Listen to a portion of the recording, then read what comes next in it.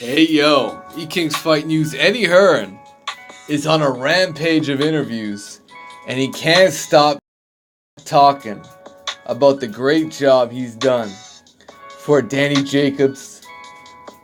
And he's basically firing back at all those people that said he hadn't risen Danny Jacobs' stock. He hasn't brought Danny Jacobs to the forefront of American boxing. So it's E-King Fight News, man. We got more on this. And obviously, Eddie Hearn has faced some criticism from the likes of the American media. You know, his reluctance to make a massive fight for Anthony Joshua, particularly the Wilder fight, even though he is now on the offensive in the media trying to make that fight happen, at least trying to stir up talk, which is what he's actually good at. Now, when it comes to the whole Danny Jacobs situation, let's be real. Let's be real, guys. For the first 2 or 3 fights, Danny Jacobs was doing Barclays, and really not a great turnout for your boy Danny Jacobs. I fuck with Danny Jacobs, man. I thought he gave Gennady Golovkin all he could handle, and the fight could have gone either way. Do I think Golovkin edged him out? Probably. But Eddie Hearn picked him up. Eddie Hearn kept him paid. Got some nice soft touches for the guy early on. Built him up off a loss. And he's done quite good with them, considering the fact that he's now holding the IBF title. Considering he fought for that mandatory spot. Got it. Beat Derevyanchenko. Right? Nothing but respect there. It was a tough fight. Could have gone either way. I did pick Danny Jacobs to win that fight. He did win that fight. Now he's got Canelo Alvarez in a spot that a lot of people didn't expect Canelo to step up like this and take on a Danny Jacobs. I didn't expect it. Caught a lot of people by surprise, and it shows that the zone is really about making some legitimate fights happen right now. Not later on. Not having Canelo versus another bum-ass guy. And that's legit. And you know what? Shout out to Danny Jacobs, because he's the guy that put that same pressure on Eddie Hearn to make the fight happen. Or else he probably wouldn't be on the zone. So at the end of the day, is it Eddie Hearn? Or is it Danny Jacobs?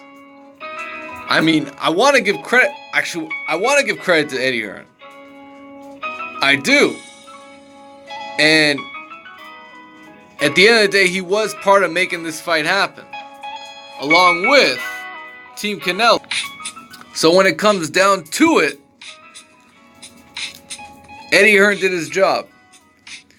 And you can say he wasn't doing that great of a job earlier on, because it was clear, Adrian Bronner was doing better numbers fighting, Jesse Vargas than Danny Jacobs was doing fighting, the Suleckis of the world. Right? So it is what it is. I mean, Danny Jacobs isn't like a 5-star draw in the US. That we already know. But what Danny Jacobs is an elite middleweight that can give any fighter a run for their money. He can test Canelo in a way that Triple G hasn't tested him yet. So for securing that Canelo fight, for picking it up, you got to give some credit, man. You got to give some credit for that. It's a good fight. At the end of the day, Eddie Hearn is involved in the promotion. So it is what it is. Right? It is what it is, man.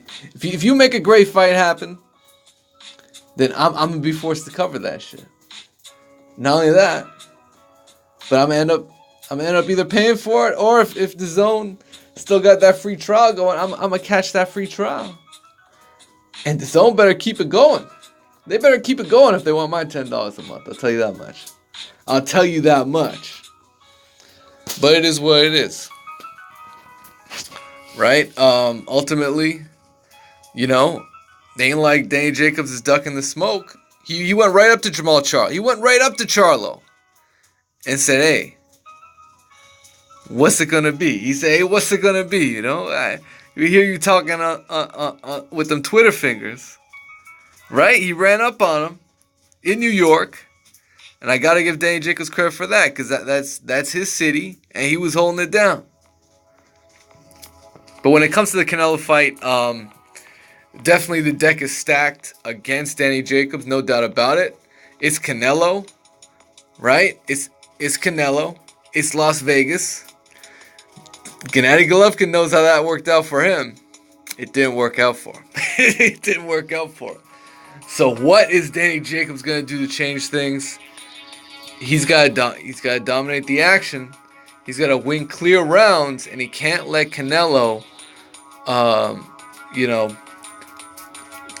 use his quickness, use his agility, use his combination punching to steal rounds. Because you best believe Oscar's going to tell him, hey, Canelo, whenever you take that break in the round, just flurry in the last minute. That's what Oscar's going to... Oscar always going to tell him that shit. And that's, Canelo knows how to steal rounds. He did that shit against Lara. He did that shit all day against Lara, fighting the last minute of the 6th round. Trying to win the last couple minutes of a round. And it works. At the end of the day, it works. So what are you going to do to change things? Right? That's the problem Danny Jacobs has. It's $1 million problem. But if he can solve it, he becomes the unified middleweight champion, and there would only be one belt left to grab before you can call yourself undisputed. Oddly enough, that belongs to Demetrius Andrade, who really didn't get a whole lot of coverage when it came to his fight last night against Artur Akavov. Avakov, I don't know who that guy is, man. He knocked him out in 12. And it just seemed like, a fight that a lot of us fell asleep through. Didn't pay attention to it. I tried to watch it. I tried to watch that shit. But a couple rounds in, I fell asleep. So, it is what it is. Smash the like button and subscribe to the channel if you haven't already. E-Kings Fight News. You already know, man. Eddie Hearn. He also was talking about how Dillian Whyte's a free agent. This is already common knowledge. Dillian basically, works with Eddie Hearn, but doesn't really have. He's not really signed to any kind of 3-fight, 4-fight deal with them, and Dillian Whyte is looking at all options. Right now, there could be a bidding war for Dillian Whyte. So he's in a pretty good position right now. Credit to Dillian. And we just got to see how it all plays out, man. There's a whole lot of factors in play. Wilder Fury in the mix for a rematch. Joshua looking for an opponent. Got some lowball offers out there, so we got to see how it all plays out. When it comes to the middleweight division, it looks like they're going to build to Canelo Jacobs. And, hey, if I'm Danny Jacobs, I make sure drug testing is happening right now. I'm making sure about that. Because if you're Canelo Alvarez, you want to make sure this guy is staying clean and not cycling off any bullshit when it comes to that fight.